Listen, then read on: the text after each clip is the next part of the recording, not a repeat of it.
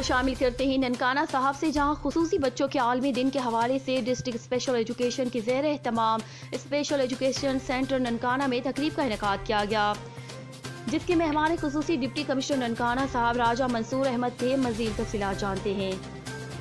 تقریب Javed Iqbal Babar, D E او طاہر حسین، principal Tariq Javed سمیت teachers, media نے شرکت کی۔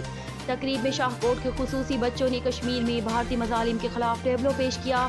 اس موقع پر ڈی سی راجہ منصور احمد نے کہا کہ خصوصی بچے ہماری توجہ کے طلبگار ہیں، اس لیے ہم سب کا فرض بنتا ہے کہ ہم ان کی تعلیمی ضروریات کے ساتھ اخلاقی تربیت بھی کریں، تاکہ وہ عام لوگوں کی طرح ملک و قوم کی تعمیر و ترقی میں اپنا کردار ادا کر سکیں۔